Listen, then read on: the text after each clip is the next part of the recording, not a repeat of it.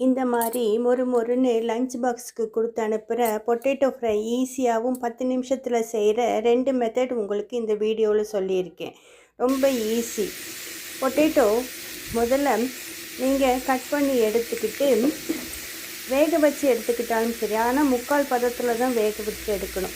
அதில் நீங்கள் எப்பயும் சேர்க்குற மிளகாய்த்தூள், மல்லித்தூள், கரம் மசாலா தூள், இதில் ஸ்பெஷலாக ஒரு இன்க்ரீடியன்ட் சேர்க்கணும். அதுதான் சிக்கன் மசாலா. கொஞ்சம் சேர்த்துக்கிட்டிங்கன்னா சிக்கன் ஃப்ரை மாதிரியே அந்த வாசம் வரும். இதை பார்க்கும்போது டேஸ்ட்டும் அந்த மாதிரி இருக்கிறனால குழந்தைங்க லஞ்ச் பாக்ஸில் கொடுத்து அனுப்புகிற லஞ்சை வீணாக்காமல் சாப்பிட்டுட்டு வருவாங்க.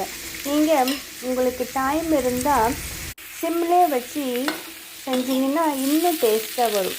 லைட்டாக எண்ணெய் ஊற்றி சும்மா திருப்பி விட்டுட்டே இருக்கக்கூடாது. 2 தடவை திருப்பி விட்டுட்டு மூடி வச்சிடணும். அப்படியே மெதுவாக நம்ம செய்யும்போது, ஸ்லோவாக செய்யும்போது உங்களுக்கு பொட்டேட்டோ நல்லா வெந்து வரும். ஓரமெல்லாம் கிறிஸ்பியாக இருக்கும். இந்த மாதிரி எப்போ பார்த்தாலும் ஒரே மாதிரி செய்யாமல் ஈஸியாகவும் குயிக்காகவும் இருக்க இந்த ரெசிப்பியை ட்ரை பண்ணி பாருங்கள்.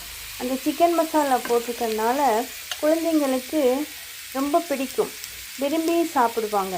இது எந்த லஞ்சு கொடுத்து அனுப்பிச்சினாலும், சாம்பார் சாதம், ரசம் சாதம், வெரைட்டி ரைஸ் எல்லாத்துக்கும் ஆப்டாக இருக்கும். ட்ரை பண்ணி பாருங்கள். அந்த சிக்கன் மசாலா சேர்க்குற அந்த சுவை இருக்குது பாருங்கள், அது டேஸ்ட்டு அள்ளும்.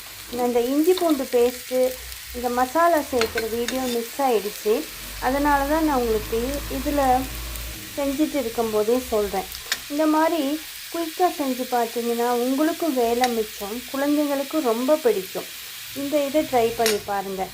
இந்த வீடியோலேயே இன்னொரு மெத்தடும் நான் சொல்லியிருக்கேன், அதையும் ட்ரை பண்ணி பாருங்கள். கடைசியில் கொத்தமல்லி தூவி கார்னிஷ் பண்ணுங்கள். குயிக் ரெசிப்பியில் குயிக்காக சொல்லிடுறேன். வேக வச்ச உருளைக்கிழங்கு எடுத்துக்கோங்க. இல்லை நீங்கள் தோல் சீவிட்டு பச்சையாக கூட போட்டுக்கலாம். உங்களுக்கு எது சௌரியமோ அதை போட்டுக்கோங்க. இப்போ வாங்க நான் என்ன செய்யலான்னு சொல்கிறேன். இந்த உருளைக்கிழங்குல தேவையான அளவு மிளகாய்த்தூள், மல்லித்தூள் போட்டுக்கோங்க. அரிசி மாவு போட்டுக்கிட்டிங்கன்னா நல்லா மொறுன்னு வரும். தேவைக்கேற்ற உப்பு போட்டுக்கோங்க. அடுத்தது இஞ்சி பூண்டு பேஸ்ட்டு சேர்த்துக்கோங்க. இப்போ இதை எல்லாத்தையும் ஒரு ஃபோர்க் அல்லது ஸ்பூன் வச்சு கலந்து விடுங்க. கையில் கலந்து விட்டிங்கன்னா முக்கால் பதத்துக்கு உருளைக்கிழங்கு வேக வச்சு எடுத்துக்கோங்க. இல்லை இதோட சின்ன சைஸ் போட்டிங்கன்னா அப்படியே வேக வைக்காமே போடலாம். முதல் நாளே வேக வச்சுக்கிட்டிங்கன்னா காலையில் லஞ்சு ப்ரிப்பேர் பண்ணும்போது ஈஸியாக இருக்கும். இப்போ பாருங்கள், நான் கலந்து எடுத்து வச்சுட்டேன். நல்லா இப்படி குலுக்குனிங்கன்னா எல்லா மசாலாவும் ஒன்றா மிக்ஸ் ஆகிக்கும். ரொம்ப ஈஸி. இப்போ வாங்க என்ன பண்ணலான்னு பார்க்கலாம். ஒரு 1/2 அன் ஹவர் ஊற வச்சிங்கன்னா கூட போதும், இதெல்லாம் மிக்ஸ் பண்ணி. இப்போ கடாயில் எண்ணெய் வச்சு, ஒன்றும் வேண்டாம், வேறு எதுவுமே தாளிக்க வேண்டாம். சூடானதுக்கு அப்புறம் முதல்ல கருவேப்பிலை போடுங்க.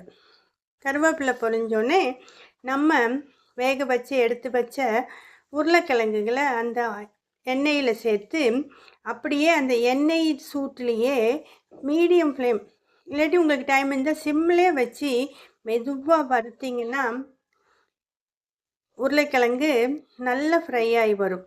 சும்மா கிண்டி விடக்கூடாது. முதல்ல இப்படி மிக்ஸ் பண்ணி வச்சதுக்கப்புறம் ஒரு மூடி போட்டு மூடி வச்சுருங்க.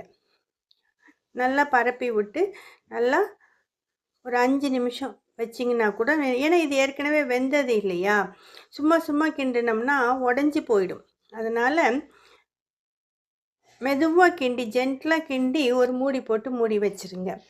ஒரு 5 மினிட்ஸ் ஒரு 7 to 8 மினிட்ஸ் கழித்து பார்த்தீங்கன்னா இந்த மாதிரி அந்த எண்ணெயிலே நல்லா ரோஸ்ட் ஆகிருக்கும்.